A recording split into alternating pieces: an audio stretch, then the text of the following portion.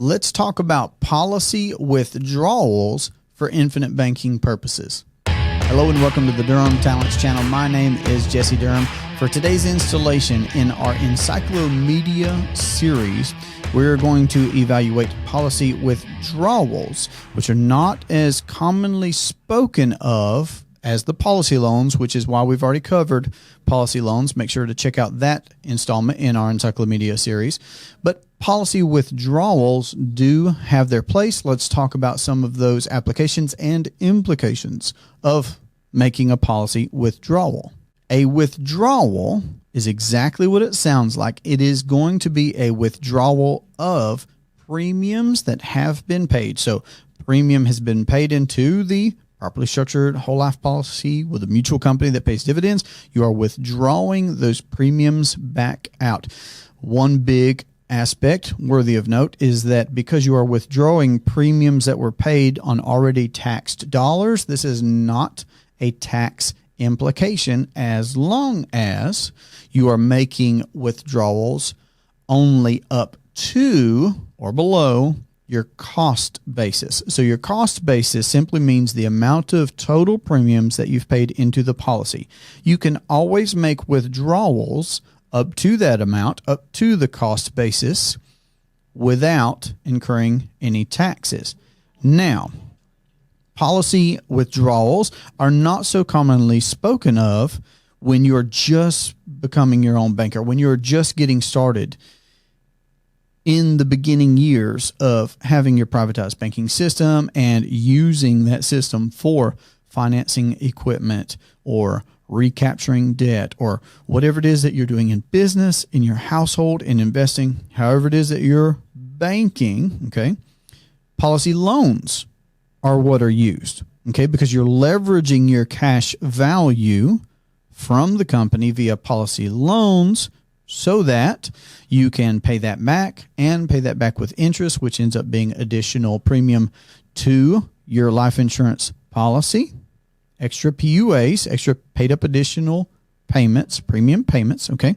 But what I'm saying is that withdrawals are not typical in those first years. Now, here's where withdrawals do become a pertinent aspect in your plan. So you bank with your policy over your lifetime using policy loans. Okay, you pay premiums into the policy, you make policy loans to yourself, you're doing in business with your household, investing whatever it is that you're doing banking wise. And then of course that means that you pay that back, that policy loan, to the insurance company plus interest, which ends up being additional paid up additional premium, PUA premium. That grows the death benefit, that grows the cash value. So you're banking with a policy, using policy loans in your lifetime. Now, when you get to retirement age or when you get to that passive income, that's the way I prefer to look at it, passive income time of life, that may be a time when you are ready to access tax-free capital from your system, your private banking system, for supplementing your income, completely covering your income at that passive income time. You can use withdrawals then, of course, and again, up to the cost basis is going to mean no tax implications.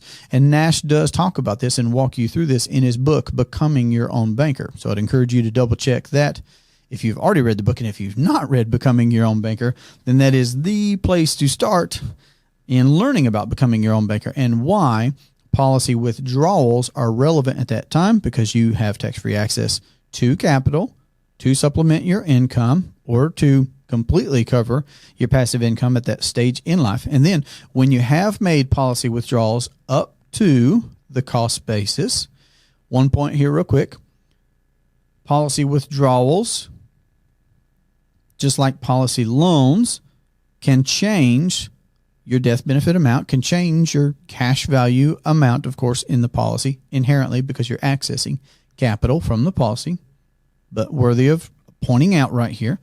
But when you make withdrawals in passive income time of life up to the cost basis, that is when you can transition to policy loans for the remainder of your life, having access to tax-free capital from your policy.